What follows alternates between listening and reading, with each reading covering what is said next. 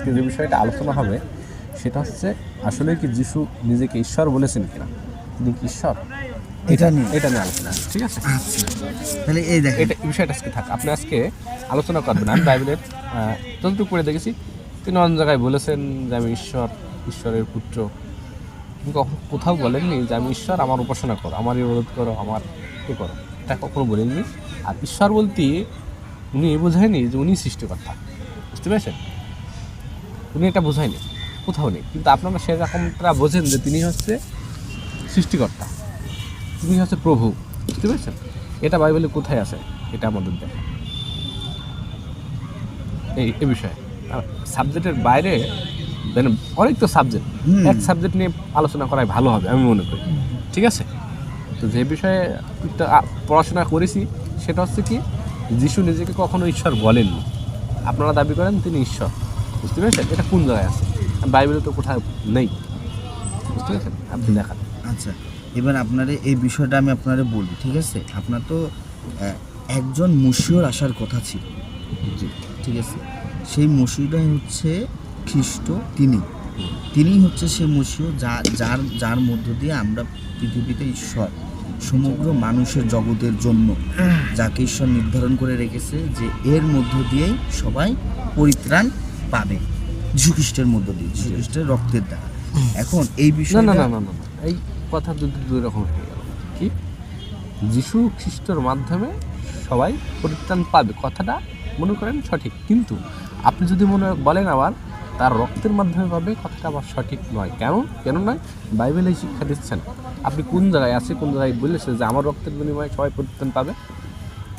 বাইবেলের কথা আছে? কোন জায়গায় আছে আমার দেখা না, ওরা ভাবে আপনি হ্যাঁ জি বলেন না, ভালো না, আপনি ওই আমার যে বাইবেলের যে গসপেলের যে শিক্ষা সে সম্পর্কে আলোচনা করে আমাকে দেখান। হ্যাঁ, মনে করেন যে দেখেন এই যে যীশু খ্রিস্টর মৃত্যু, যীশু খ্রিস্টের যে মৃত্যু, যেটা আমরা 28 অধ্যায় 19 পদে দেখি যে পুনরুত্থান, হ্যাঁ, মহানিযুক্ত, তা আমরা মনে করেন ওখানে যেটা দেখতে পাই যে যীশু শেষ আদেশটা কি, এখন যীশু কেন পৃথিবীতে আসছিলেন। এখন আমরা যখন যোহন তার অধ্যায় যখন আমরা দেখি, যোহন তার 7 অধ্যায় যখন আমরা যাব, হ্যাঁ, এখন যিশুকে ক্ষমতা দেওয়া হয়েছে, বুঝলেন? হ্যাঁ, যিশু কিন্তু আলাদা, যিশুর উপর ক্ষমতা আছে জীবন দেওয়া, যিশুর ক্ষমতা আছে, যিশুর উপর ক্ষমতা আছে পুরো পৃথিবীর মানুষের বিচার জীবন দেওয়া বলতে কি বুঝেন? বাইবেল কিন্তু একরকম বলছে, আপনারা কিন্তু এরকম বলছেন। এইখানে যিশুর কথাই, জি তার কথাই বলেন, তার কথাই বলছি। যিশু বলতেছে যে আমাকে ক্ষমতা দেওয়া হয়েছে যেন আমি পুরো পৃথিবীর মানুষের বিচার করি, শেষ বিচার যিশু করে, বুঝছেন? এটা হচ্ছে যিশুর মুখের কথা। কে ক্ষমতা দেয়? পিতা ঈশ্বর থেকে পিতা দিয়েছে, হ্যাঁ, তাহলে উনি পুত্র হিসেবে ওনাকে মনোনয়ন করা হয়েছে। আচ্ছা, এখন এই পুত্র বলতে বাইবেল কি বোঝায় এটা কি জানেন? Old testament, new testament. পুত্র বলতে পুত্র হচ্ছে ঈশ্বর, পিতা ঈশ্বরের যে পুত্র বলা হচ্ছে যীশু খ্রিস্ট, বাইবেলে যে যীশু খ্রিস্ট হচ্ছে ঈশ্বরের পুত্র, মনোনীত। আমরা একমত, কিন্তু তিনি ঈশ্বরের অংশ, এটা একমত না। মনে করেন যে ওই আবার ওই তাকে মানে মনোনীত করেছে, নির্বাচন করেছে, কিন্তু তিনি ঈশ্বরের অংশ না, কোথাও বলেননি বাইবেলে। আপনারা বলছেন তিনি ঈশ্বরের অংশ। করে দেখেন জি বলেন। যেটা আমি বলছি এই যে এখানে একটা বিষয় আছে যে আমি দেখাই, যিশুকে হচ্ছে পাথর মেরে ফেলাতে চাইছিল। জি দেখেন ওখানে, কারণ তিনি হচ্ছে যে কথা বলছেন সেই কথা ওখানে নেই। দেখেন আমি ওখানে একটা জিনিস দেখাচ্ছি, আপনি পড়ে শোনান। আপনারা আমি পড়ে বলাচ্ছি। মানুষ তারপর বিশ্বাস স্থাপন করবে। আপনার জনের 14 অধ্যায় 28 অনুচ্ছেদ আছে, 10 অধ্যায় আছে একটা, এই 10 অধ্যায় আছে। বলে ভাইয়া, এই দেখেন এখানে বলতেছে যে 29 পদে তিনি বলতেছে, দেখেন আমার পিতা যিনি তাদের আমাকে দিয়েছেন তিনি সবার চেয়ে মহান, হ্যাঁ, আমার পিতার হাত থেকে কেউ তাদের নিতে পারে না, আমি ও পিতা আমরা এক। ইহুদিরা তাকে আবার পাথর ছুঁড়ে মারার জন্য তুলে নিল, বুঝছেন? যিশু যখন এই কথা বললো আমি আমার পিতা এক, তখন ইহুদিরা আবার তাকে পাথর মারার জন্য তাই কি করলেন, তুলে নিলেন। কিন্তু যিশু তাদের বললেন, পিতা থেকে আমি তোমাদের অনেক মহৎ অলৌকিক কর্ম দেখিয়েছি, সেগুলোর মধ্যে কোনটির জন্য তোমরা আমাকে পাথর মারতে চাইছো? ইহুদিরা বলল এইসব কারণের জন্য নয়, ভালো করে দেখবেন, হ্যাঁ, কিন্তু বলতেছে কি, কিন্তু ঈশ্বর নিন্দার জন্য আমরা আপনাকে পাথর মারতে উদ্ধত হয়েছি, কারণ আপনি একজন সামান্য মানুষ হয়ে নিজেকে ঈশ্বর বলে দাবি করছে। দেখছেন, যিশু কিন্তু এখানে নিজেকে ঈশ্বর বলে দাবি করছে বিধায়। আচ্ছা, না না না না, ইহুদিরা তাকে কি বলছে? ইহুদিরা বলছে, মানে ইহুদিদের কথা। যিশু কি উত্তর দিলেন? এবার যিশু কি বললেন দেখো, যিশু তাদের বললেন, তোমাদের বিধান পুস্তকে কি লেখা নেই আমি বলছি তোমরা ঈশ্বর?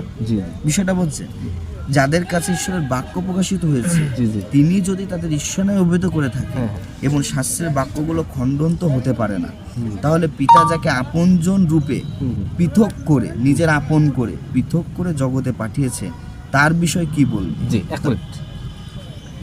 তাহলে যখন ইহুদি পণ্ডিতরা তাকে পাথর মারতে চায়, ঠিক আছে, তোমাকে তখন খ্রিস্ট বললো যে আমার কোন কাজের জন্য পাথর মারতে চাচ্ছেন আপনারা? আমি তো আপনাদের অনেক ভালো কাজ করে দেখাইছি, ঠিক আছে, ঈশ্বরের পক্ষ থেকে। তখন বলে তোমার ভালো কাজের জন্য তোমাকে পাথর মারছি না, তোমাকে পাথর মারছি কারণ তুমি ঈশ্বরকে অবমাননা করেছো। কারণ কি? তুমি মানুষই নিজেকে ঈশ্বর বলে দাবি করেছো। তখন যীশুখ্রিস্ট উদ্ধৃতি করলেন, যীশুখ্রিস্ট তখন উদ্ধৃতি করলেন যে আপনার ওল্ড টেস্টামেন্ট, ওখান থেকে 82 অধ্যায়ের কয় নাম্বার অনুচ্ছেদে, যে সেখানে ওল্ড টেস্টামেন্ট মানে ইহুদিদের যে ধর্মগ্রন্থ ওটার অনুযায়ী, যে ওখানে বলা আছে ওল্ড টেস্টামেন্টে যার কাছে ঈশ্বরের বাণী আসে, বুঝতে পেরেছেন, ঈশ্বর যাকে মনোনীত করে তাকে, সে হচ্ছে ঈশ্বরের পুত্র, বুঝতে পেরেছেন। ঈশ্বর যাকে না, এরকম নাই, এরকম মানে কনসেপ্টটা এরকম। ধরেন আমি বলি যে ইসরায়েল যে জাতিটা, মানে ওখানে আছে ইসরায়েল জাতি, ইসরায়েল জাতি যাদের উপর সত্য ঈশ্বরের কথা এসেছিল, কারণ আগে তো ইসরায়েল ছাড়া কারোর ঈশ্বরে জানতো না, মানে আমরা তো জানতাম না। ধরেন আমাদের যে বংশ ভারতবর্ষ, এটা তো জানতো না, মূর্তি পূজা করতো। এমনকি সৌদি আরবও তখন তারা ঈশ্বরে জানতো না, তারাও কিন্তু মূর্তি পূজায় লিপ্ত ছিল। একমাত্র ইসরায়েলে তখন সত্য ঈশ্বরকে জানতো। তখন ওই ইসরায়েল জাতিকে তখন সেই ঈশ্বরের সমতুল্য বলছে, তোমরাও তো ঈশ্বর তাদের কাছে, তোমরা সত্য ঈশ্বরকে জানো, আর অন্যরা সত্য ঈশ্বরকে জানে না। সেই প্রেক্ষিতে ওই ইসরায়েলের কাছে যেহেতু ঈশ্বরের বাক্য আসছে, তাই তাদেরকে বলা হয়েছে কি ঈশ্বর, যে তোমরা ঈশ্বর, যার কাছে আমার বাক্য আছে তারা ঈশ্বর, সেই সেন্স। না না, আপনি যদি গীত সংহিতায় যান, 6 পড়েন, সেখানে বলা আছে, গীত সংহিতা 82 অধ্যায় 6 অনুচ্ছেদ, 6 আমি বলি তোমরা ঈশ্বর, তোমরা সকলে পরস্পরের সন্তান। এই যে এটা বলছে ঈশ্বরের সন্তান, তোমরা ঈশ্বর এবং তোমরা ঈশ্বরের সন্তান।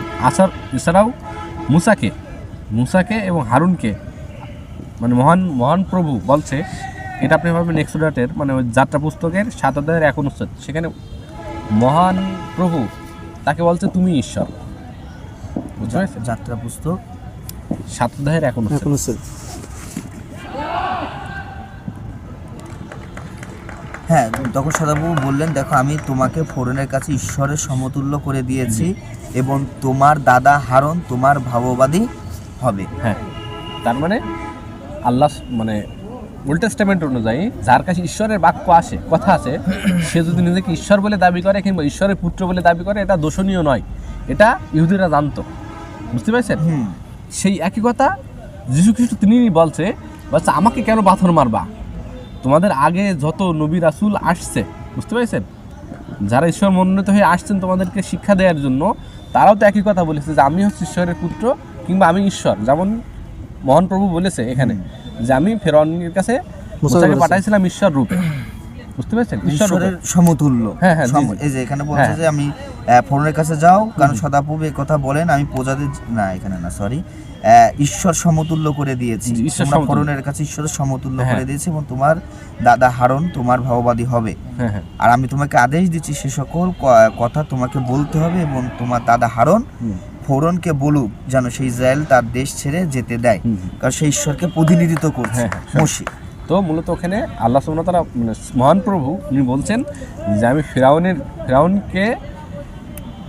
ফেরাউনের কাছে মুসাকে পাঠাইছিলাম ঈশ্বর রূপে, মানে ঈশ্বর যে কথাটা বলে, মানে সঠিক পথ দেখায়, সেই পথ দেখানোর জন্য কাকেই নির্বাচন করেছে? মুসাকে ঈশ্বর রূপে।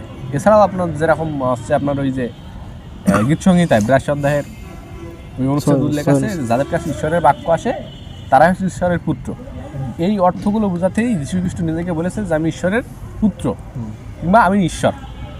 এখন মনে করেন আমি আর আমার সন্তান, ঠিক আছে, আমাদের দুজনের এখন ডাক্তার আছে, চেম্বার আছে, ঠিক আছে। এখন মনে করেন ভাই আমাকে জিজ্ঞেস করছে, ভাই আপনি কি ডাক্তার? আমি বললাম হ্যাঁ। উনি ডাক্তার, উনিও ডাক্তার, আমরা একই, পেশাগত দিকে এক, উদ্দেশ্য এক, বুঝতে পেরেছেন?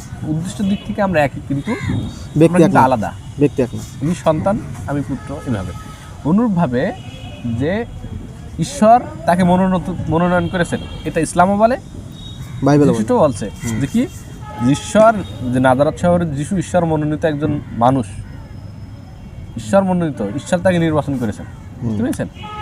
এটা তো কুরআনও শিক্ষা দিচ্ছে, বাইবেলও শিক্ষা দিচ্ছে, কিন্তু আপনারা কি বলছেন না তিনি হচ্ছে মহান সৃষ্টিকর্তা, মহান প্রভু, বুঝতে পেরেছেন?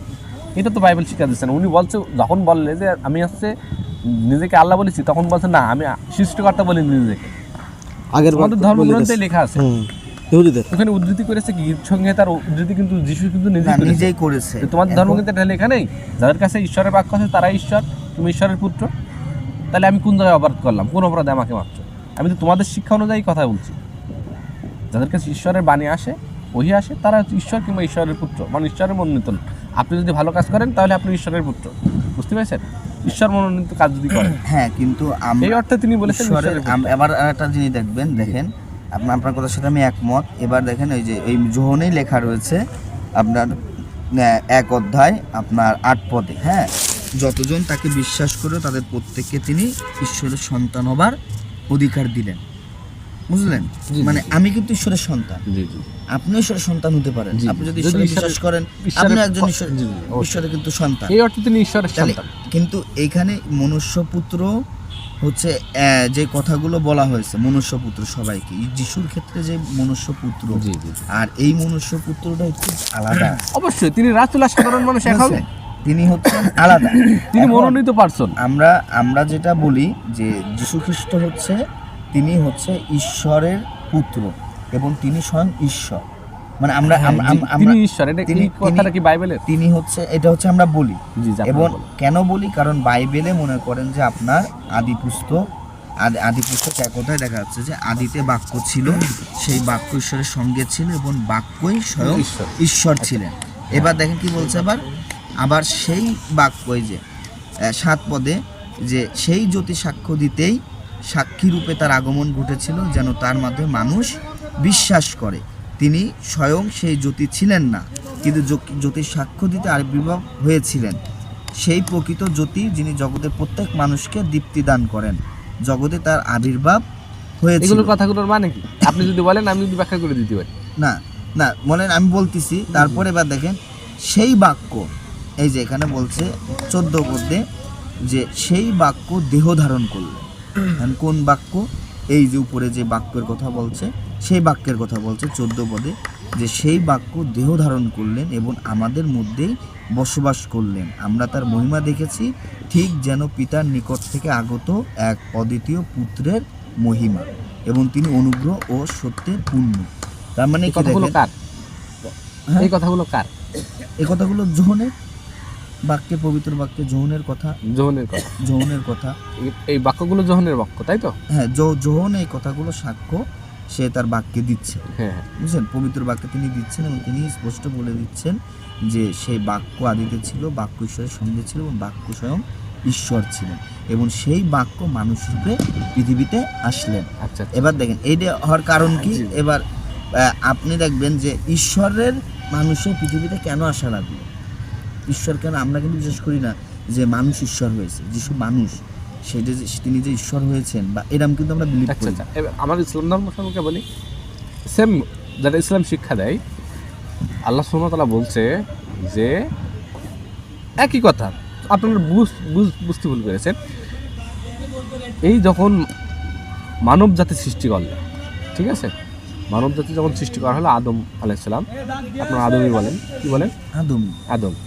আদমের পৃষ্ঠদেশ থেকে সমগ্র মানুষের আত্মাকে বের করা হলো এবং মহান সৃষ্টিকর্তা একটা মিটিং করলেন যে আমি কি তোমাদের ঈশ্বর না? বুঝতে পেরেছেন?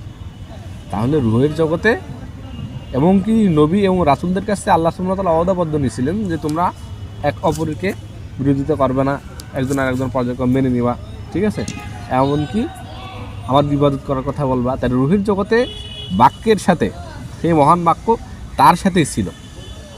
এই যে আত্মা বলেন, যে পবিত্র আত্মা, বুঝতে পারছেন, মানে কোনো এক সময় রুহের জগতে আমি ছিলাম, আপনিও ছিলেন। কোথায় ছিল? ওই যে মিটিংয়ে কোরআন অনুযায়ী সেখানে আল্লাহ সুবহানাহু ওয়া তাআলা বলছে যে যখন রুহের জগতে আদমের পৃষ্ঠ দেখতে সমগ্র মানব জাতির যে সত্তা আত্মাগুলো সেগুলো বেই করা হয়, বেই করে এবং সবার উদ্দেশ্য করে আল্লাহ সুবহানাহু ওয়া তাআলা বলেন যে আমি কি তোমাদের ঈশ্বর নয়? আবার জন্য দুনিয়া থেকে বলো না যে আমি আমার বাপ দাদাকে ফলো করেছি তাই শিরিক করেছি। সৃষ্টিকর্তা কিন্তু একজনই, এবং একটা অদা নেওয়া হচ্ছিল। এটা কি? রুহের জগৎ। আমাদের সেন্সগুলো এখন মুছে দেওয়া হয়েছে, আল্লাহ বলেছে এটা, ঠিক আছে। তো এই সেন্সে মনে করেন এই কোরআন বাইবেল একই কথাই বলছে, বুঝতে পারছেন? ওখানেও তাই, যে মহান ঈশ্বরের সাথে এগুলো ছিল, বাক্যগুলো ছিল, সে বাক্যই আবার মানব রূপ ধারণ করেছে, না আত্মা রূপ ধারণ করে চলে এসেছে। এই শিক্ষা ঠিক আছে, বুঝতে পেরেছেন?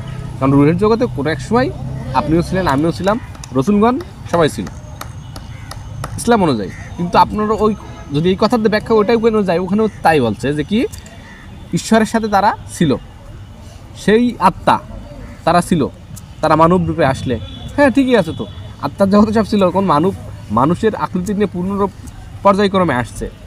আপনি আসছেন, রসুলগণ আসছে, খ্রিস্ট আসছে, ঠিক আছে। তাকে যখন উন্নত করা হয়েছে কোরআনে, মানে এটা কোথায়, মানে বিষয়টা কোরআনে বলছে এই রুহের যে আলাদা কথা, সৃষ্টির আগের কথাটা, এটা কোরআনে মানে কোথায় আছে? হ্যাঁ আচ্ছা, আপনি নোট নাম্বার দিয়ে দেবেন। আচ্ছা, আপনি আমার পরে দিয়েন। আচ্ছা, হ্যাঁ, আমরা যেটা বলছি দেখেন, আমাদের কাহিনীটা একটু আলাদা, আবার বাইবেল, হ্যাঁ একজনের কথা অবশ্যই, হ্যাঁ আমাদের আবার কাহিনীটা একটু আলাদা। সেটা হচ্ছে যে আমাদের যে আদিতে যে মানব সৃষ্টির যে কাহিনী, সেখানে বলছেন যে আইসো আমরা আমাদের প্রতিমূর্তিতে মনুষ্য সৃষ্টি করি। হ্যাঁ, আমাদের বিশেষটা আবার বাইবেল একটু অন্যরকম, যে আমরা প্রত্যেকে, যে আপনি আমি, আমরা প্রত্যেকে ঈশ্বরের প্রতিমূর্তিতে সৃষ্টি। বোঝা গেল? ঈশ্বরের প্রতিমূর্তিতে আমাদের ঈশ্বর বানিয়েছে। এই কারণে হচ্ছে আমরা অন্য সমস্ত জীব থেকে আমরা আলাদা।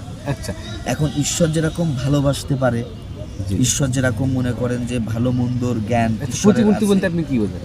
প্রতিমূর্তি বলতে মানে ওই যে ঈশ্বরের যে স্বভাব, ঈশ্বরের যে গুণ, ঈশ্বরকে খুঁজে পাওয়ার যে ব্যাপারগুলো, ইসলামও তো একই কথা বলে। তাহলে এইভাবে হচ্ছে ঈশ্বর আমাদেরকে সৃষ্টি করেছে। তার মানে কি আমরা ঈশ্বর হয়ে গেছি? না, আমরা তো ঈশ্বর না, আমরা তো ঈশ্বর না। তাহলে আমরা কেন? কিন্তু এই জায়গা যেটা বলতে যাচ্ছে, এখানে বলছে আইসো আমরা, আপনাকে কে সৃষ্টি করেছে? ঈশ্বর। আমি আমার গন্তব্য আমি বিশ্বাস করি আমাকে ঈশ্বর সৃষ্টি করেছে, কিন্তু আমি যখন আমাদের গ্রন্থ যখন দেখি, তখন এই যে ঈশ্বরত্ব যখন বিষয়টা আসে, তখন এখানে পুনরার ফর্ম সবসময় দেখা যায়। সে পুরাতন নিয়ম, সে নতুন নিয়মই। আচ্ছা, বুঝেছেন? এখানে বলতেছে আইসা আমরা আমাদের প্রতিমূর্তিতে, তাহলে আমাদের, আমার না। আচ্ছা আচ্ছা আচ্ছা, ঠিক আছে, বুঝতে পারছেন? এখানে কিন্তু মানে ঈশ্বর বলেনি, কিন্তু বহু বচন, আচ্ছা আচ্ছা, যে আমরা আমাদের প্রতিমূর্তিতে মনুষ্য সৃষ্টি করি। তাহলে একের অধিক না বিষয়টা, বুঝতে পেরেছেন? এই তো। হ্যাঁ, তাহলে কি বলবেন? তাহলে কি বলবেন? ওল্ড টেস্টামেন্টে আছে, ওল্ড টেস্টামেন্টে আছে যে হারুন বলল, হারুন তিনি শিক্ষা দিচ্ছে মানুষকে যে সৃষ্টিকর্তা মাত্র একজন। অধ্যায় নাম্বার 59 আমরা দিতে পারি, আপনারা হয়তো জানেন। ওল্ড টেস্টামেন্টে হারুন বলছে যে মহান প্রভু একজন, ঠিক আছে। এখন যদি একজন, যদি আপনারা না মানেন, আবার এখানে বলছে আমরা, সৃষ্টিকর্তা আমরা, তাই না? কোনটা ঠিক? না, মনে এটা কিন্তু কন্ট্রাডিকশন। একজন, আমি আপনার বলি একজন না একাধিক? সৃষ্টিকর্তা এক না একাধিক? ওখানে যে আহাদ যে শব্দটা অরিজিনাল, যেটা হিব্রু ভাষা আছে, হ্যাঁ এক, একজন না, একজন মনে করেন যে বাংলাতে ট্রান্সলেট করে। আচ্ছা, কিন্তু আমাদের বেশিরভাগ যখন আপনি ভালো ল্যাঙ্গুয়েজ যখন দেখবেন, অরিজিনাল দেখবেন, সব জায়গা বলা হচ্ছে আমাদের ঈশ্বর এক। হ্যাঁ, আমাদের ঈশ্বর এক, আমাদের ঈশ্বর এক, একই তো, এক।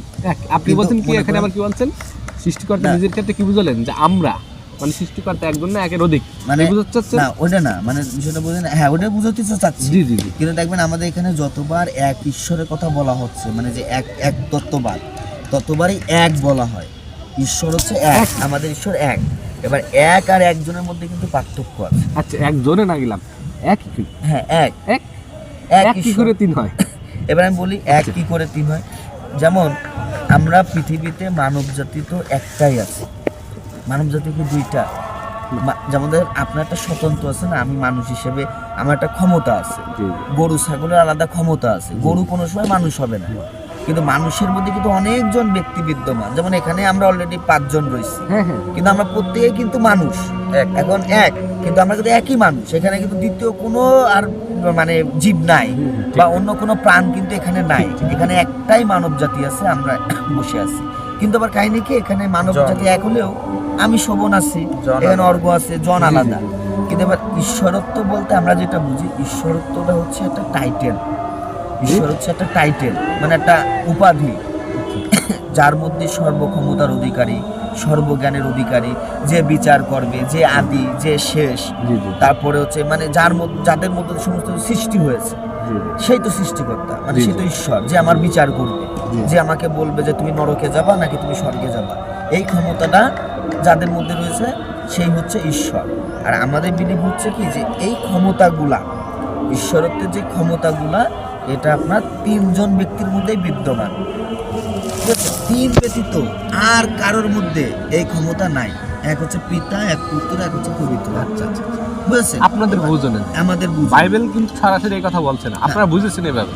কোথায় বাইবেলে কিন্তু এক জায়গায় এরকম বলেন, মনে করেন দেখেন, আপনারা বুঝেছেন এভাবে। আমি বাইবেলের একটা পদ আপনাকে দেখাচ্ছি, বলেন। যেমন দেখেন বাইবেলে হিতোপদেশটা 33 অধ্যায়, হ্যাঁ, হিতোপদেশ আপনি এখানে 30 অধ্যায় আছে, মেবি 4। গসপেল থেকে দেখেন না, এটা হচ্ছে আপনার পুরাতন দিনে আপনার প্রমাণ দিতে হবে না, ওল্ড যে টেকেছে ওর পুত্রের কথা বলা কিনা, ঈশ্বরের যে পুত্র আছে একজন, সম্পর্ক, মানে আমরা যে বলছি যে ঈশ্বরের পুত্র কিন্তু বায়োলজিক্যালি না, যিশু, বুঝতে পারছি। ওটা হচ্ছে সম্পর্কের খাতিরে, সম্পর্কের ক্ষেত্রে মানে বায়োলজিক্যালের কাজ না, ঠিক আছে, কিন্তু মানে তিনি পুত্র, এটা কিন্তু পুত্র যদি আপনি বুঝান যে যিনি ঈশ্বর মনোনীত, মহান প্রভু যাকে মনোনয়ন দিয়েছেন, নির্বাচন করেছেন, বুঝতে পারছেন, বাছাই করেছেন, তাহলে আমরা মানছি তিনি পুত্র, বুঝতে পারছেন, এখন হচ্ছে বাইবেল অনুযায়ী। কিন্তু আপনি যদি বলেন পুত্র, তাকে মানে এখন যদি ঈশ্বরের অংশ দেওয়া হয়েছে। এখন যদি ঈশ্বর, মানে আমরা যেটা বলতে চাচ্ছি যে পিতা ঈশ্বর, জীবন দানের যে ক্ষমতা, সৃষ্টির যে ক্ষমতা, তারপর পরিত্রাণের যে ক্ষমতা, মানুষের বিচার যাওয়ার যে ক্ষমতা, এই ক্ষমতাগুলো পিতা সব পুত্রের উপরে দিয়েছে। আচ্ছা, আচ্ছা, এক পুত্র তো সব পুত্র, হ্যাঁ, এক পুত্র, এক পুত্র। যীশু খ্রিস্ট। আচ্ছা, ঠিক আছে। আচ্ছা, আপনি বলেন দিন জীবিত মানুষের জীবন দেওয়া সহজ না যেটা নির্জীব তাকে জীবন দেওয়া সহজ, কোনটা কঠিন, কোনটা? মনে করেন জীবিত মানুষকে জীবন দেওয়া সহজ না যেটা জীবন নেই সেটা জীবন দেওয়া সহজ, মানে কঠিন কাজ কোন কাজটা কঠিন? মনে করেন এখানে একটা বিড়াল মরে গেছে, জীবন দিলাম, ঠিক আছে, আর এখানে মনে করেন মোবাইল, এখানে মানুষ হয়ে গেল, কোনটা কঠিন হবে? মানে আমার কাছে তো দুটোই কঠিন, অসম্ভব আমার কাছে না, একটা মনে করেন ছিল, মনে করেন এটা কঠিন হবে, এটা কঠিন হবে, এটা কঠিন হবে না, কঠিন হবে বেশি। যদি আপনার কাছে অলৌকিকত্ব, ঈশ্বরবাদের এটাই যদি যুক্তি হয়, তাহলে মুসাকে কেন ঈশ্বর মানছেন না? কারণ খ্রিস্ট তিনি মৃতদেরকে জীবিত করেছেন, এই তো যুক্তি, ঈশ্বরের একটা অংশ। আমার কথাকে বলতে দিয়ে যুক্তি হিসেবে, কারণ ঈশ্বরের একটা গুণ তার ভিতরে আছে, তিনি মৃতদেরকে জীবিত করছেন, যারা অন্ধকে, ঠিক আছে, অন্ধকে আরোগ্য দিচ্ছেন। তাহলে এটাই যদি প্রভুত্বের প্রমাণ হয় যে এগুলো করলে সে প্রভু বা ঈশ্বর, তাহলে আরো দুটো জিনিস অ্যাড করে। হ্যাঁ, সেটা হচ্ছে আপনার এই যে শেষ বিচার যে অনন্ত জীবন, মানে আমরা যে বেহেশতে যাব, মূল কারণ হচ্ছে বেহেশতে, মানে আপনার আমার টার্গেটটা পৃথিবীতে বেঁচে থাকা না, আমরা তো বেহেশতে যাব আল্লাহর কাছে। এবার মূল ব্যাপার হচ্ছে বেহেশতে যাওয়ার যে সুযোগ, এটা যীশু খ্রিস্টের উপরে, মানে এটাও যীশু খ্রিস্টই দেবে। এই বিষয়ে বলি, হ্যাঁ, তো যদি আপনি মুসাকে কেন ঈশ্বর মানছেন না? কারণ মুসা আলাইহিস সালাম তিনি লাঠি কি করতো, সাপ, মুসা লাঠি, প্রাণ নেই, জীবন দিয়ে দিচ্ছে, তাহলে আপনি কি বলবেন মুসা ঈশ্বর? না, মনে করেন ওই যে আপনি বললেন যে এটা কঠিন বেশি, হ্যাঁ, না, এটা মোবাইল বেশি, তাহলে তো উনার থেকে উনি আরো শক্তিশালী। এবার দেখেন, উনি তো শক্তিশালী, ধরেন মানলাম যে উনি হচ্ছে আপনার কাঠকে উনি সাপে রূপান্তর করেছে, এটা একটা আশ্চর্য কাজ। তারপরে উনি এটাও কিন্তু কম আশ্চর্য না যে নদী 2 ভাগ করে দিয়েছে, এর মানে তিনি ঈশ্বর হয়ে যায় না, এটা ক্ষমতা কিন্তু ঈশ্বরের কাছ থেকে পেয়েছেন, ঈশ্বরের কাছ থেকে পেয়েছে। অনুভাবে যীশু খ্রিস্ট তিনিও, এখন আপনি বলতে পারেন, আপনারা বলেন যে না, যীশু খ্রিস্ট তিনি বলেছে যে আমি সত্য এবং জীবনের পথ, মানে আমার মধ্যে যে আসে আমি সত্যর জীবনে, তারা না আমার যীশু খ্রিস্টের পথে যে আসে সেই জীবন পাবে, অন্য কেউ পাবে না। প্রত্যেক নবী এবং রাসূল, যেরকম মনে করেন সুলাইমান, বুঝতে পেরেছেন, ইয়াকুব, ইব্রাহিম, মুসা, ঈসা, প্রত্যেক নবী তার সময় ছিল কি সত্য জীবনের একমাত্র পথ। যেরকম অনুরূপভাবে এখন লাস্ট মেসেঞ্জার যে মোহাম্মদ সাল্লাল্লাহু এই সময়ে যদি কেউ তার জীবন আদর্শ অনুসরণ না করে, একমাত্র তিনি সত্য এবং জীবনের একমাত্র পথ।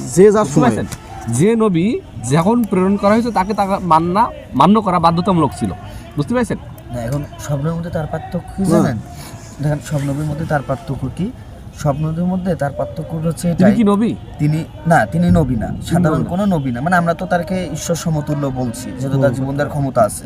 মানে আমাদের খ্রিস্টানদের মধ্যে, আপনাদের মধ্যে যদি সাধারণ একজন নবী, রাসূল, শুধু নবী না, সাধারণ না, রাসূল নবী না, নবী হচ্ছে নবীর উপরে একদম উপরে, সে কিন্তু উপরে, সে রাসূল। যেমন হযরত মুসা একজন রাসূল, মুসা একজন রাসূল, সেরকম হচ্ছে রাসূল। কিন্তু আমরা কিন্তু তাকে আরো একটু উপরে দাঁড় করায় দিচ্ছি, ঈশ্বর বানায় দিচ্ছি। হ্যাঁ, যে তার ঈশ্বরত্ব ক্ষমতা তার মধ্যে আছে, সে হচ্ছে বিচার করবে। এখন কেন করছি? যে বাইবেলের যিশু নিজে বলছে, মুসা কোনো সময় বলেনি, তারপর অব্রাহাম বলেনি, আপনার দাউদ বলেনি যে আমাকে পুরো পৃথিবী মানুষের বিচার করার ক্ষমতা দেওয়া হয়েছে, শেষ বিচার আমি করব, শেষ বিচার আমি করব। এখন এটা মুসা বলে নাই, বাইবেল আপনার গসপেলে উল্লেখ আছে যে আমাকে প্রেরণ করা হয়েছে শুধুমাত্র ইসরায়েলের হারুন ও মেজদের কাছে। আবার আরেকটা অনুচ্ছেদে আছে যে আমাকে সমস্ত মানুষ জাতির কাছে ব্যাপটাইজ করো, তোমরা যাও, বুঝতে পারছেন? তাহলে এটা দুই রকম কথা, হয় এই কথা সঠিক না, এটা কন্ট্রাডিকশন না। কেন কন্ট্রাডিকশন? আচ্ছা বলেন কেন কন্ট্রাডিকশন? বুঝাই।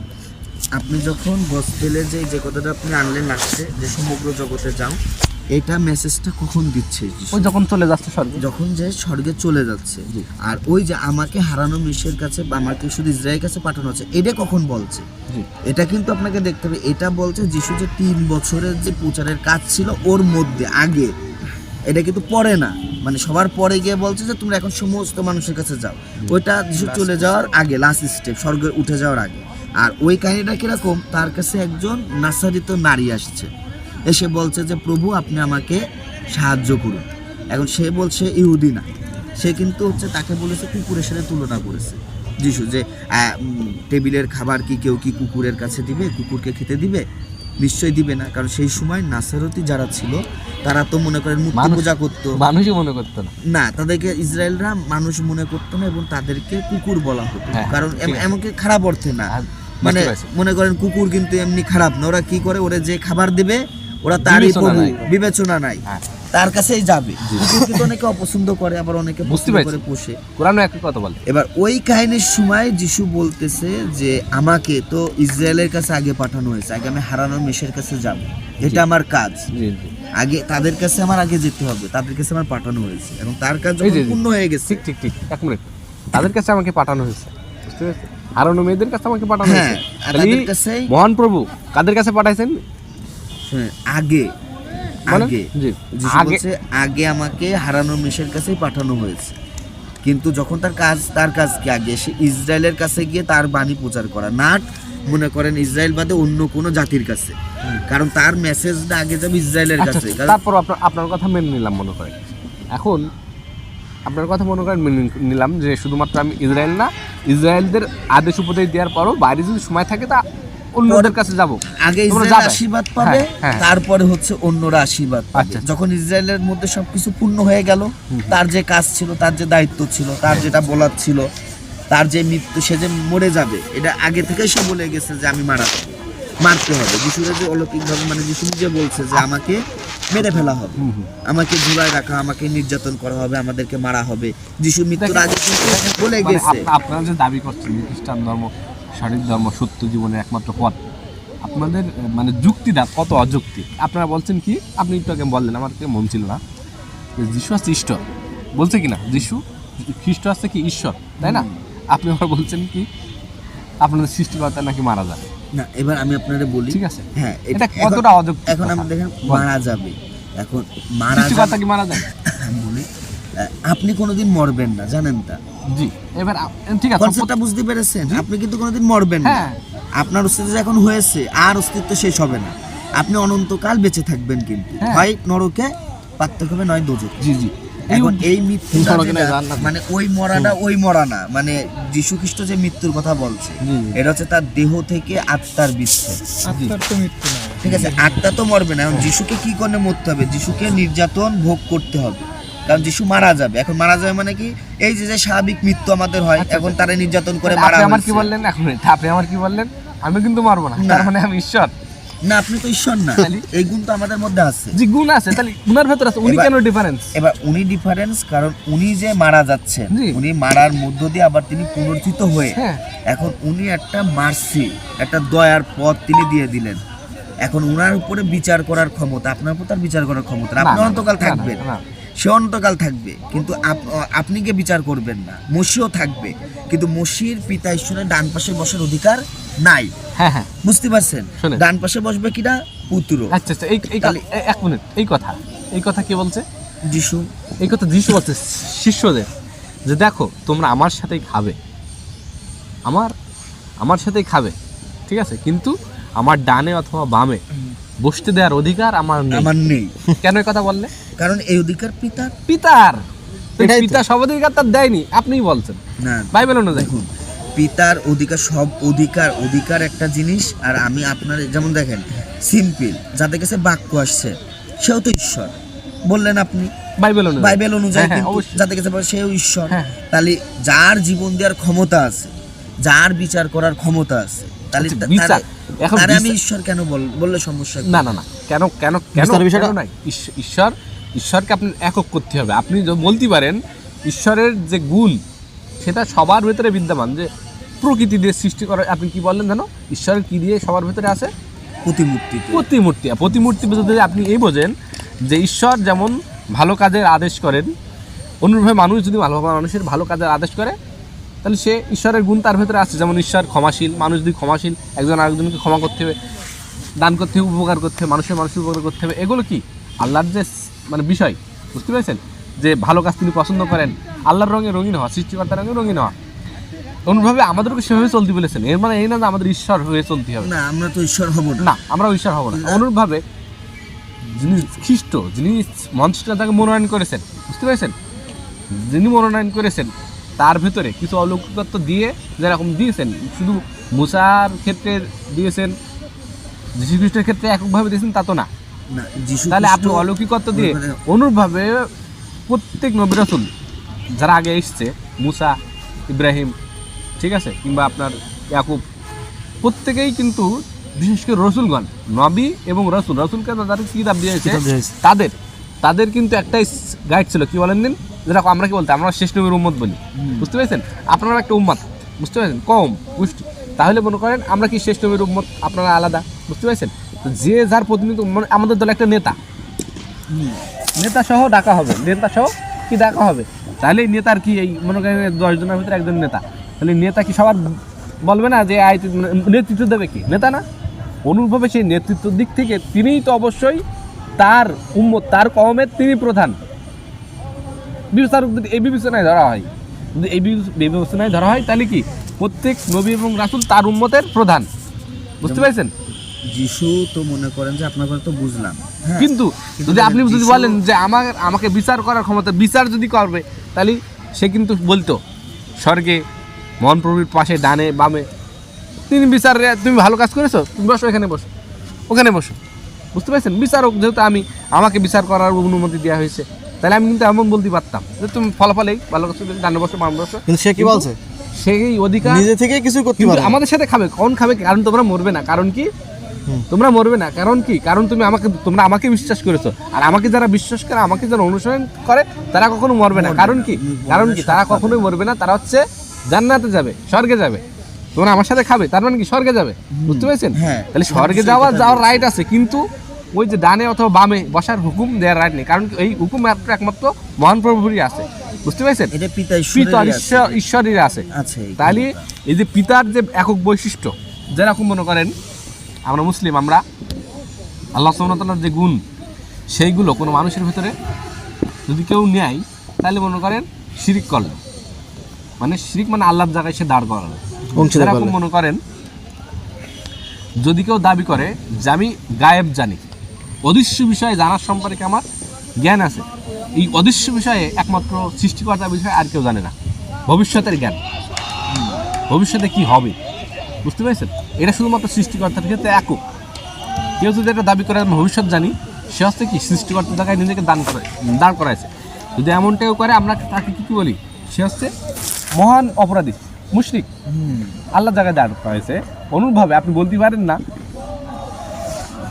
যে ঈশ্বরের যে ভালো গুণগুলো আমাদের মধ্যে আছে আমরা ঈশ্বরের অংশ হয়ে যাব, কিংবা কিংবা যে মহান ঈশ্বর যে মনে করেন ভালো গুণ যে কিছু করার ক্ষমতা দিলে আগে কিংবা পরে, এখন সৃষ্টিকর্তার একটা গুণ যেহেতু আমার ভিতরে আছে, তাই আমরা নিজেকে সৃষ্টিকর্তার একটা অংশ কিংবা ভালো একটা গুণ দিলে মনে করেন রসুলিরকেই দিলে, ঠিক আছে।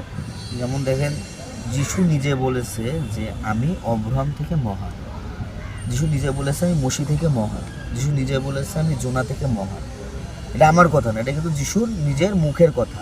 এবং যিশু এখন আলোচনা কি ছিল আজকে, না যিশু ঈশ্বরের পুত্র কিনা, ঈশ্বরের পুত্র কিনা, তিনি ঈশ্বর কিনা। হ্যাঁ তিনি এখন সাবজেক্ট কি আসছিল যে ঈশ্বরের পুত্র বলতে যদি আপনি বোঝেন, ঈশ্বরের পুত্র বলতে যদি বোঝেন যে ঈশ্বর যাকে মনোনীত করেছেন, যাকে বেছে নিয়েছেন মানুষের মধ্যে, তাহলে সে অর্থ তিনি পুত্র, তিনি ওই যে মানে বাস্তবিক যে আমরা যে পুরুষ মনে করেন যে ওটা তো ঠিক আছে, হ্যাঁ ওটা তো আমরা তো অধিকার হতে পারি, পুত্র মনে করেন পুত্র। ঈশ্বরের ক্ষেত্রে আপনি কি বলছেন?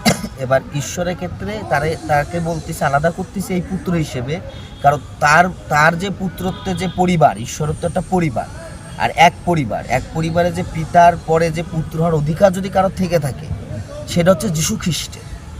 পিতার পরে পিতার পুত্র হওয়ার যদি কারোর অধিকার থেকে থাকে, বুঝছেন, পিতার সাথে যে আদি থেকেই ছিল। যিশু বলছে আমি আদি থেকেই আছি, আমি আছি। তাহলে পিতার সাথে যদি এই পুত্রের কথা আমরা বলছি যে এই পুত্রটা আগে থেকেই আছে, মানে আগে থেকে আমার আপনার জগৎ সৃষ্টি হওয়ার আগেই, যিশু বলছে জগৎ সৃষ্টি হওয়ার আগেই আমি পিতার সাথে আছি। এবং তিনি হচ্ছে পুত্র, প্রথম যে পুত্র হওয়ার যে অধিকার এটা হচ্ছে যীশু খ্রিস্টের আছে। এবং যীশু খ্রিস্টের বিশ্বাসের মধ্য দিয়েই আমরা সকলে কি হব, আমরা পুত্র হওয়ার অধিকার লাভ করব। ওনার যে বোঝানোর যে বিষয়টা যে আমাকে নির্বাচন করা হয়েছে, বুঝতে পারছেন?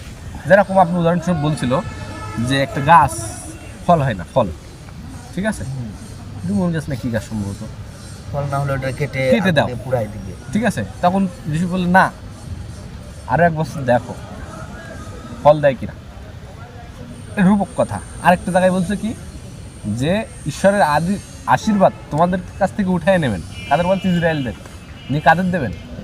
এমন জাতি দেবে যে তারা মূর্খ জাতি, জানে না কোনো কিছু। হ্যাঁ, যেমন দেখেন এখন ইসরায়েলরা তারা তো যিশুরে গ্রহণ করে নাই, কিন্তু দেখেন পৃথিবীতে আপনি অনেক জাতি, সব জাতির মধ্যে আপনি খ্রিস্টকে গ্রহণ করার মানুষ দেখতে পাবেন যারা জানতো না। আমি কি ঈশ্বরে জানতাম? আমরা কে জানতাম? যেমন আমরা তো বাঙালি, আমরা সবাই আমাদের পুরো বিষয় কি করতো, আগে ও মূর্তি পূজা করতো, এ গাছ পালতো, দোরা পালতো, এ করতো, জঙ্গলি ছিল তারা। কিন্তু মনে করেন হজরতেরও উন্মত না আমরা, মানে হজরতের বংশধর কিন্তু আমরা না, আরবি আমরা কিন্তু বিশ্বাস করে, কিন্তু আপনি বিশ্বাস করে মুসলিম ধর্মের সাথে যুক্ত হয়েছে। এই বিষয়টা আজ ধরবা কোনটা, এই যে কোন ধর্ম থেকে আইছে, কোন ধর্ম কি অন্য বিষয় চলছে না? না না, মানে ওটা আমি আলাদাভাবে বলছি, ওটা না ওই বিষয়ে তো কথা বলতে হবে না, না সাবজেক্ট চলে যাচ্ছে অন্য সাইডে। এখন দেখেন আমরা তো মনে করেন যে আশীর্বাদিত, এখন ওইভাবে যীশু খ্রিস্ট যে কথাটা বলেছে পূর্ণ হয়েছে আমাদের দ্বারা, যে এই যে আমরা বিভিন্ন জাতি, বিভিন্ন গোষ্ঠীর মানুষ আমরা যে যীশু খ্রিস্টে বিশ্বাস করছি, অথচ ইসরায়েল জাতি কি তারা এখনো যীশু খ্রিস্টে বিশ্বাস করে না, তারা এখনো সেই মসিহর জন্য অপেক্ষা করছে। যেমন দেখেন আমি বলি যে ঈশ্বর একজনকে পাঠাবে বলেছে, একজন মসিহকে, যে হবে শেষ রাজা, বুঝছেন? পুরো পৃথিবীতে যে রাজত্ব করবে, যে বিচার করবে, যার উপর রাজ্য ক্ষমতা অধিকার থাকবে, সে পৃথিবীতে শান্তি আসবে। হ্যাঁ হ্যাঁ, এই বিষয়টা কিন্তু আরেকটা সাবজেক্ট। এটা কি ওই যে আপনি বলছিলেন, আমি কিন্তু আগের দিন আপনার সাথে কথা আলোচনা করছিলাম যে সে কে, যে ওল্ড টেস্টামেন্ট বলছে যে তাদের ভাইদের মধ্যে একজন নির্বাচন করবে, সে হবে মসির মতো, ঠিক আছে, তাই না? এই আমরা মুসলিম, আমরা তার হিসেবে মোহাম্মদ সাল্লাল্লাহু আলাইহি ওয়াসাল্লাম, আপনি ওইটারও একটা কাহিনী আছে, ঠিক আছে, ওই কাহিনী থাক, ওই কাহিনীটা আজকে না, মেলা বড় আলোচনা কি যিশু ঈশ্বর। এবার এখানে বলছে, আপনি আমাকে বলেন যে যিশু কোন জায়গায় বলেছে আমি ঈশ্বর, আমার উপাসনা করো। এবার দেখেন যিশু কিন্তু এই কথা বলেনি, আবার এই কথাও বলেনি আমি ঈশ্বর না, আমার উপাসনা করো না, কিন্তু যিশুকে পরিপাত করা হচ্ছে। যখন ওই যে যিশুকে যখন পরিপাত করছে সবাই, তখন কিন্তু যিশু কিন্তু কিছু করলেন না। দেখেন আপনি দেখেন যিশুকে তারা কি করলো, দাঁড়ান আমি আপনাকে দেখাচ্ছি। এই যে তারপর সে 11 জন শিষ্য গালিশে পর্বতে গেলেন, গিয়ে সেখানে যিশু তাদের যেতে বলেছিলেন। তারা তাকে দেখে প্রণিপাত করলেন, কিন্তু কেউ কেউ সন্দেহ প্রকাশ করলেন। তখন যিশু তাদের কাছে এসে বললেন, স্বর্গ ও পৃথিবীর সমস্ত কর্তৃত্ব আমাকে দেওয়া হয়েছে। এবার দেখেন ওই যে কাহিনী, প্রণিপাত কার সামনে করা যাবে? একমাত্র প্রণিপাত কি বলতে কি বোঝাচ্ছে? প্রণাম, মানে সেজদা, আপনার মাটিতে পড়ে সেজদা। হওয়া, মাটিতে পড়ে হওয়া। মুর্দা সেজদা, আর সেজদা হচ্ছে প্রণিপাত। এখন সেজদা দিতে হবে কাকে? একমাত্র ঈশ্বরকে। ঈশ্বর ব্যতীত কারোর সামনে তুমি সেজদা দিতে পারবা না। আচ্ছা, ওই কিন্তু সাবজেক্ট দেখেন, থাক না ভাই, আপনি বলেন। এবার এখানে ঈশ্বর, দেখেন, এখানে দেখেন যিশু বলতেছে যেখানে, এখন দেখেন আমি ভালো মানুষ বললেই যে আমি ভালো মানুষ তা না। ভালো মানুষ আমি প্রমাণ পাবে কি? আমার কাজে, আমার কর্মের দ্বারা প্রমাণ পাবে যে আমি আসলে ভালো মানুষ কিনা। লোকে বলবে আমি ভালো মানুষ, আমি নিজে নিজে বলে বেলা আমি ভালো মানুষ, তাহলে হলো না। যিশু এই বাইবেলের ক্ষেত্রেও তাই। আচ্ছা, যে যিশু, আপনি বলতে চাচ্ছেন সহজ কথা, আপনি যে বলতে চাচ্ছেন যে যিশু বললে, এই যে যিশু নিজে শোনেন বলেছেন, শোনেন, যিশু বললে যে আমি যখন সিজদা দিয়ে আসলাম এবং এসে শিষ্যদের বলছে স্বর্গ এবং স্বর্গের বাইরে সমগ্র ক্ষমতা আমাকে দেওয়া হয়েছে। হ্যাঁ, ঠিক আমাকে আছে? দেওয়া হয়েছে। হ্যাঁ, এই দিয়ে আপনি বুঝছেন কি তিনি ঈশ্বর? হ্যাঁ, তিনি তার ঈশ্বরত্ব ক্ষমতা আছে বলে না, তিনি উনি ঈশ্বর। এই কথা দিয়ে কি বোঝাচ্ছে তিনি ঈশ্বর? হ্যাঁ, তিনি ঈশ্বর। স্বর্গ আর উনি কি পৃথিবী। বলছে যে আমি ঈশ্বর? না, উনি কি বলেছে? দেখুন, আমার আপনি কথাটা বুঝেন। বুঝছেন এটা? দেখেন ঈশ্বরের ঈশ্বরত্ব, দেখেন এখানে যেটা বলছে, তখন যিশু তাদের কাছে এসে বললেন, স্বর্গ ও পৃথিবীর সমস্ত কর্তৃত্ব আমাকে দেওয়া হ্যাঁ, হয়েছে। দেশে সেটা কি ঈশ্বর দেশে? এটা শোনেন, পিতা দিছে। পিতা দেশে, পিতা, কি ঈশ্বর জন্য- কি দেশে। জন্য দেশে? যদি কেউ যীশু খ্রিস্টকে না মানে, যদি কেউ যীশু খ্রিস্টকে না মানে, সেই সময়ে সে কোশ্চিন কালেও স্বর্গে সেই যেতে পারবে সময় না। না, এটা এখনো পর্যন্ত চলবে। জি জি, এখনো, মানে সেই সময় না, মানে 2000 বছর না, এখনো একই নিয়ম। একটু বলি, ওটা আপনাদের বিশ্বাস, এটা হ্যাঁ, আমাদের হ্যাঁ, বিশ্বাস। আমাদের বিশ্বাস। আচ্ছা আচ্ছা, আপনাদের বিশ্বাস কি? আপনারা তো মনে করেন না, আমরা যেটা মনে করি যে হ্যাঁ, যীশু খ্রিস্ট ঈশ্বর মনোনীত একজন মানুষ, বুঝতে পারছেন? তিনি আল্লাহর হুকুমে মৃতদেরকে জীবিত করেছেন, যারা নোংরা কিংবা কানা তাদেরকে সুস্থ করেছেন আল্লাহর হুকুমে, এবং তিনি আল্লাহর একজন রসুল, এবং তিনি বলে গেছেন যে আমার পরে একজন পবিত্র আত্মা আসবেন, হ্যাঁ। ঠিক আছে? তিনি তোমাদেরকে সত্যের পরে পরিচালিত করবেন, নিজে থেকে কিছু তিনি বলবেন। আমাকে প্রশংসিত করবেন, ঠিক আছে? এটা- তোমাদের আমাদেরকে অনেক কথা বলার আছে। এটাই তো সে পবিত্র আত্মা। জি জি, তার পবিত্র আত্মা। হ্যাঁ, পবিত্র আত্মা, ভালো মানুষ আসবেন। না না, এটা মনে করেন যে হযরতের কথা। জি জি, আমরা আপনার কথাই বলেছে। আমাদের বিশ্বাস আপনাদের অনুযায়ী। বিশ্বাস অনুযায়ী। শোনেন এক মিনিট, তিনি প্রত্যেকটা বিষয়ের খুঁটিনাটি বিষয়ে বলবেন, বাইবেল উল্লেখ আছে, বুঝতে পারছেন? তিনি প্রত্যেকটা বিষয়ে খুঁটিনাটি তোমাদেরকে বিস্তারিত বলবেন, ঠিক আছে? অবশ্যই, হ্যাঁ, কথা লেখা পবিত্র আছে। আত্মা তিনি এসে বলবেন, ঠিক আছে? এখন আমাদের বিশ্বাস অনুযায়ী যে প্রত্যেকটা বিষয় খুঁটিনাটি বলছেন, এবং যীশুখ্রিস্ট সম্পর্কে আমাকে প্রশংসা, কোরআন তাকে প্রশংসা করছে, এবং আমার পরে পবিত্র আত্মা, সেই পবিত্র আত্মা আমরা মনে করি মোহাম্মদ মুহাম্মদ সাল্লাল্লাহু সাল্লাল্লাহু আলাইহি আলাইহি ওয়াসাল্লাম, বুঝতে ওয়াসাল্লাম। পারছেন? এটা আমাদের বিশ্বাস এটা অনুযায়ী। আপনাদের যেহেতু পুরাণ পবিত্র অনুযায়ী। আত্মা তিনি তোমাদের কি তারপরে পরিচালনা করবেন। এখন প্রত্যেক নবী রাসূলের টাইম, সময় নির্দিষ্ট, তার সময় তাকে মান্য করতে হবে, যে যার সময় থাকবে তাকে মান্য করতে হবে, এটা আমাদের বিশ্বাস অনুযায়ী, বুঝতে পারছেন? না, তা তো অবশ্যই। আর আর আপনারা বলছেন যে এখনকার সমগ্র মানব, কারণ কি আপনি তো মোহাম্মদ সাল্লাল্লাহু আলাইহি ওয়াসাল্লামকে মানেন না, কাজে আপনারা তো বিশ্বাস করবেন না, বুঝতে না। পেরেছেন? এখন আমার প্রশ্ন হচ্ছে, আপনারা মানছেন না, আপনারা বলছেন কি প্রথমত ঈশ্বর। এখন মোহাম্মদ সাল্লাল্লাহু আলাইহি ওয়াসাল্লাম যে আসলে নবী কিনা রাসূল, সে সম্পর্কে এই ঈসা আলাইহিস সালাম বলেছে কিনা, খ্রিস্ট বলে গেছে কিনা, এটা পরের সাবজেক্ট। আপনি আমার বাইবেল থেকে স্পষ্ট কোনো উদ্ধৃতি, কোনো রেফারেন্স দেখান যেখানে যিশু বলেছে যে আমি ঈশ্বর এবং আমার উপাসনা করো, আমাকে ইবাদত করো, একটা অনুচ্ছেদ। বুঝতে পেরেছেন? না, আমি বলি, এমন কিছু আপনি বুঝে নেবেন না যে এই বলেছে তাহলে এই হবে। না, বুঝে আপনি নেব যারা না। প্রথমে একটা যুক্তি দিলেন কি, যে দেখো জীবিত মানুষকে মৃত খাওয়া এমন ক্ষমতা দিয়ে কাউকে দিয়ে নি, এনাকে বিশেষভাবে দেওয়া হয়েছে, একটা যুক্তি দিলেন। না, আমি বলতে দেন, একটা যুক্তি দিলেন কি, যে অলৌকিক ক্ষমতা যারা মৃত মানুষকে জীবিত করা, এমন কিন্তু কোনো নবী রাসূলকে দেয়নি, ঠিক আছে? এই যুক্তি দিয়ে বুঝলেন তিনি ঈশ্বর। আর দ্বিতীয় যুক্তি দিলেন কি, এলিও জীবিত করেছে। হ্যাঁ হ্যাঁ হ্যাঁ জি, তাহলে একটা যুক্তি দিলেন। দ্বিতীয়ত এখন কি বলছেন? এখন বলছেন যে আমাকে স্বর্গ এবং বাইরের জগতের সমস্ত ক্ষমতা দিয়েছে, এই একটা যুক্তি। এই সমস্ত বিভিন্ন যুক্তিতে প্রমাণ করার চেষ্টা করছেন তিনি ঈশ্বর, এই তো। এখন আমার কথা কি কিন্তু ওটা না, আমার কথা হচ্ছে বাইবেল থেকে আপনি স্পষ্ট দেখান যেখানে যিশু বলেছে যে আমি ঈশ্বর এবং আমার উপাসনা করো। আপনার ভাষ্য অনুযায়ী, আমাদের ইসলাম ধর্ম অনুযায়ী, কিংবা বাইবেল কিংবা ওল্ড টেস্টামেন্ট অনুযায়ী, প্রত্যেক নবী এবং রসুল তারা প্রত্যেকে বলেছে যে একমাত্র আমি হচ্ছে সত্য এবং জীবনের পথ, আমাকে যারা অনুসরণ করবে তারা অনন্ত জীবন পাবে। প্রত্যেক নবী রসুল এই দায়িত্ব বলেছে। যিশুর আগে যেসব নবী রসুল আসছে, কেউ বলেনি এই কথা যে আমার কথা যে অনুসরণ করবে সে অনন্ত জীবন পাবে। নট এ সিঙ্গেল নবী আচ্ছা আচ্ছা আচ্ছা আচ্ছা, বলে নাই, কেউ বলে নাই। না, যে আমার কথা যে অনুসরণ করবে সে অনন্ত আচ্ছা, জীবন ফেরাউনের কাছে পাবে। মুসা কি করতে গেছিল? হুম?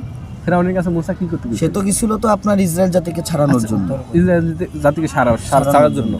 এখন এই যে আপনি মনে করেন পুরাতন নিয়ম বার করেন, নতুন পুরাতন নিয়মে মানে করেন যে কোথাও কোনো নবী মুসি থেকে শুরু করে কেউ বলেনি যে আমার কথা শুনলে বা আমাকে অনুসরণ করলে অনন্ত জীবন তোমরা পাবা, বুঝেছেন? এই কথা কেউ বলেনি। আচ্ছা শোনা, আপনাদের ওল্ড টেস্টামেন্ট নিউ টেস্টামেন্ট অনুযায়ী কেউ বলেনি, এই তো? হ্যাঁ, কেউ বলেনি, শুধু যিশু ছাড়া। যিশু ছাড়া, এই তো। কিন্তু কোরআন যে বিষয়ে শিক্ষা দিচ্ছে সেটা হচ্ছে কি প্রত্যেক নবী রাসূলের একটা নির্দিষ্ট টাইম এবং সময় নিয়েছিল, প্রত্যেকে তার জাতির জন্য ছিল, বুঝতে পেরেছেন? প্রত্যেকে জাতির জন্য ছিল। কিন্তু যখন আপনি বলছেন না জীবনের পথ, এখন জীবন বলতে কি বলছেন? স্বর্গ না? স্বর্গ, হ্যাঁ। তাহলে যখন স্বর্গ অনন্ত জীবন, এটা কি মূলত জীবন, বুঝতে পেরেছেন? তো এই জীবন যখন জীবনের জন্য আপনি জানেন যে মুসা, ফিরাউন, তাদের মধ্যেও কিন্তু একটা মানে বিতর্ক হয় যে মহান প্রভু কে, তুমি না সেই মহান প্রভু? কে মহান প্রভু? ফিরাউন কিন্তু নিজেকে মহান প্রভু বলে দাবি করলো। এগুলো জানেন কিনা? আছে না, এগুলো বাইবেলে নাই। বাইবেলে কি আছে? যেমন দেখেন, আমি বলি, আমি এগুলো তো কোরআনে পড়ছি। আচ্ছা, এখন সমস্যা কোরআন না, আপনি বাইবেল নিয়ে বলেন। বাইবেল মানে দুটার মধ্যে দেখেন কি তিনি ওই যে ইসরায়েলদের মুক্ত করতে নিয়েছিলেন নাকি তাকে একমাত্র প্রভুর ইবাদত করার জন্য দাওয়াত দিয়েছিলেন? না, দাওয়াত দেয়নি, তাকে কোনো দাওয়াত দেয়নি। বাইবেলে যে কাহিনীটা সম্পূর্ণ আছে, বাইবেলে ফেরাউনের কাছে গিয়ে বলা হয়েছে যে সে যেন তার ঈশ্বরের লোককে মুক্তি দিয়ে দেয়। এখন ফেরাউন তখন কি হয়েছে, সে রাজি হয়নি, সে দিবে না, যে তুমি কার ক্ষমতা, তোমার সাথে কে আছে? তখন সে বলছে আমার সাথে আমার ঈশ্বর আছে এবং ঈশ্বর আমাকে পাঠাইছে। এবং ঈশ্বর বলছে, ঈশ্বরের আদেশ যে আপনি তার লোককে যেন মুক্ত করে দেন। তখন সে চ্যালেঞ্জ করে দিচ্ছে তার ঈশ্বরের উপরে যে তোমার ঈশ্বর কি করতে, মানে কি করতেছে, তোমার ঈশ্বর কি ক্ষমতা আছে, তুমি তোমার ঈশ্বরকে আমার এই লোকেদেরকে হারাতে পারবে? মানে ওরও তো মনে করে সে জাদুবিদ্যা তো করতো। এখন ওই সময় লাঠিকে তিনি কি করে, ওরা কি করে লাঠি ফালায়, আগে লাঠি ফেলা ওরা সাপ করে দেয় ফেরাউনের লোকগুলো। এখন মুসি তখন কি করবে? এখন মুসির কাছেও লাঠি আছে। এখন যিশু ঈশ্বর বলছে যে তুমিও লাঠি ফালাও, তখন মুসিও লাঠি ফালালো। অত বিস্তারিত বলা লাগবে না, আপনি বলেন যে মানে করে বাইবেলে সাপ খেয়ে নেয়, অনেক ঘটনা। এরপরে 10টা আঘাত দেয়, তারপরে ফেরাউন রাজি হয় না। 10টা আঘাত দেয়, তারপরে ফেরাউন রাজি হয় না, তারপরে এতটুকু মানেন যে ফেরাউন কিন্তু নিজেকে তোমার প্রভু আমার প্রভু তার ডিফারেন্স করেছে, যে আমার প্রভু আলাদা, তার তোমার প্রভু আলাদা, কিন্তু মুসা আলাইহিস সালাম কেন সাপটাপ করলে কি জানি? তার সৃষ্টিকর্তা যে সত্য কথা, সেটা প্রমাণ করার জন্য, রাইট? তাহলে সৃষ্টিকর্তা কিন্তু আলাদা তো, তাই না? সৃষ্টিকর্তা তো আলাদা, সৃষ্টিকর্তা কিন্তু সে ফেরাউনকে দাওয়াত দেয় নাই। জি ফেরাউনকে বাইবেল অনুযায়ী আচ্ছা মানে বাইবেল অনুযায়ী সে ফেরাউনকে কোনো রকম দাওয়াত দেয়নি বা ফেরাউনকে বলিও নি যে তুমি আমাদের ঈশ্বরে বিশ্বাস করো বা আমার ঈশ্বর এই মহান বা কোনো কিছু। তার কাজ ছিল এতটুকুই যে ফেরাউনকে প্রমাণ দেওয়া যে তার ঈশ্বর সর্বশক্তি। আচ্ছা, Bible old testament new testament, ঠিক আছে, যে প্রত্যেক নবী এবং রাসূল মানে যারা ছিল ঈশ্বর মনোনীত, তারা সবাই কি বলেছে যে যেরকম ওল্ড টেস্টামেন্ট বলছে যে সৃষ্টিকর্তা একজন, ঠিক আছে, তার ইবাদত করতে হবে। অনুরূপভাবে যীশু খ্রিস্ট তিনিও বলছে কি সৃষ্টিকর্তা একজন, শুধুমাত্র তাকেই উপাসনা করবে। ওই যে শয়তান যখন ওই যে মন্দিরের উপরে নিয়ে গেল, উপাসনার ক্ষেত্রে কার উপাসনা করতে হবে? শুধুমাত্র এক ঈশ্বরের।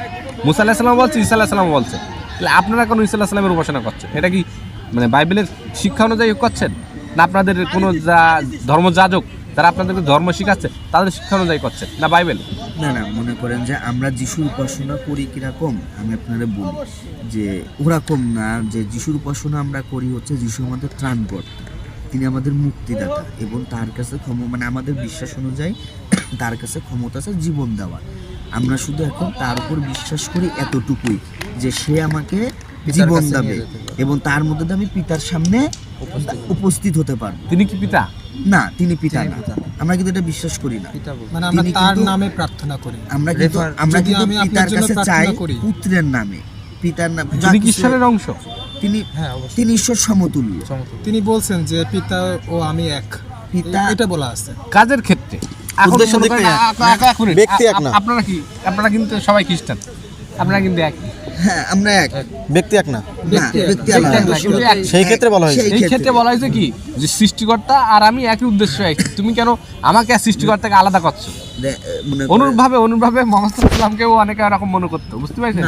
আছে আমাদের ধর্মে অবিশ্বাস আছে, ঠিক আছে, কিন্তু আমরা যেটা বিশ্বাস করি যে পুত্র উপাসনা কি করি, যে পুত্র হচ্ছে সেই মহিমা, যে মহিমার জন্য সবাই স্বর্গে যায়। আচ্ছা, আপনারা উপাসনা করে থাকেন, কিন্তু মানে বাইবেলে 4টে গসপেলে কোনো জায়গায় আছে যে আমি আমি ঈশ্বর এবং আমাকে উপাসনা করো।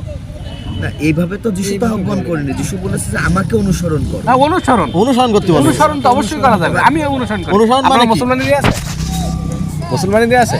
হ্যাঁ, না এর আপনার দিয়া আছে, নেই, আপনার আমার আছে? আছে, ওর আছে, এর আচ্ছা, দেবে, এর আচ্ছা, কাছে দিয়া আপনি কি উপাসনা করার জন্য কি মাটিতে উপর হন? মানে হ্যাঁ, অনেক সময় আমি বই। হ্যাঁ হন, হাঁটু গেড়ে আমরা হই। ঠিক আছে। একই। আর কি আছে? আপনার কি সুগারের মাংস খান? সুখের রুচির ব্যাপার। আচ্ছা না, আপনি খান কি না? আমরা তো আগে খাইছি মাঝে। আচ্ছা, আপনার খান? আগে বাইবেলে তো নাই কিন্তু সুগারের মাংস না, ওটা নিষিদ্ধ, না খাওয়া কিন্তু নিষিদ্ধ। তাই না? মানে জানার পরে বাদ দিয়েছেন। আমরা কি আমরা কিন্তু মানি, আমরা কিন্তু সেই চলছি, এখন আমরা অনুসরণ করছি, বুঝতে পারছেন? অনুসরণ করছি, তার ইবাদত কিন্তু করে, দেখেন, ইবাদত না, শুধুমাত্র একজনা, ইবাদতটা যেমনটা যীশু খ্রিস্ট করেছে।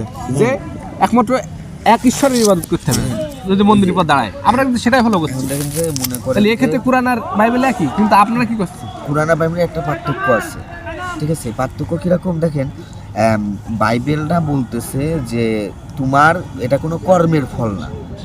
আপনি কিন্তু বিশ্বাসের জোরে, কুরআন মতে আপনি বিশ্বাসের জোরে বেচতে যাবেন না। আচ্ছা। আপনি কিন্তু কুরআন কিন্তু আপনারা বলছে না যে তুমি বিশ্বাসের জোরে তোমাকে আমি পরিত্রাণ দেব। এখন ধরো হযরতকে বিশ্বাস ভাই, করো, আমাদের মনে করেন এক মিনিট সময় নেবো, হ্যাঁ?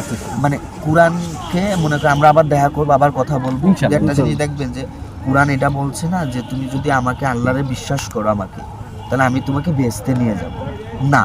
কিন্তু বাইবেলের ঈশ্বরের পার্থক্য হচ্ছে, বাইবেল ঈশ্বর বলছে তুমি আমাকে বিশ্বাস করো, আমি তোমাকে পবিত্র করবো, আমি তোমাকে স্বর্গে নিব। মানে বিশ্বাস করলেই হবে যে যীশু খ্রিস্ট ঈশ্বর, এই তো? হ্যাঁ। এটা বিশ্বাস না, করো। যীশু খ্রিস্ট ঈশ্বর শুধু এটা বিশ্বাস করলে কি হবে না। বিশ্বাস করা যাবে? এটা বিশ্বাস করা যাবে না। কি বিশ্বাস করতে হবে? শুধু বিশ্বাস করতে হবে যে এটা যে আপনার যে পাপ, আপনি তো জন্মপথে পাপ আচ্ছা আচ্ছা, করতেছেন, আচ্ছা, ঠিক আছে। যে পাপগুলো আপনি করে যাচ্ছেন, এই পাপের ক্ষমা আপনি খ্রিস্টের মধ্য দিয়ে পাবেন। আচ্ছা, তাই এবং নিজের যোগ্যতায় আপনি পিতার সামনে আচ্ছা, এই বিশ্বাসটা দাঁড়াতে করলে কি পারবেন। আমি নিষ্পাপ হয়ে যাবো? হ্যাঁ, আপনি যদি এই বিশ্বাসটা করেন, এপিসিও তার 6 অধ্যায় আছে, যদি আপনি যদি এগুলো বিশ্বাস করেন আর আপনি যদি আমি যীশু নিষ্পাপ। খ্রিস্ট, হ্যাঁ, তাহলে নিষ্পাপ হয়ে আপনি যাবো? নিষ্পাপ মনে করেন বিশ্বাস করি যীশু খ্রিস্ট, মনে করেন আমি বিশ্বাস করি, এখন আমি ধরে মনে করেন চুরি করলাম, ডাকাতি করলাম, এখন আমি কি বিশ্বাস করে আমার মুক্তি ওটা তো দেবে? বিশ্বাস না, তাহলে আপনার বিশ্বাস কথা কি হলো? ওটা তো বিশ্বাস বিশ্বাস করলে নিষ্পাপ হবে না, অনুসরণ করতে হবে। অনুসরণ। মনে করেন দেখেন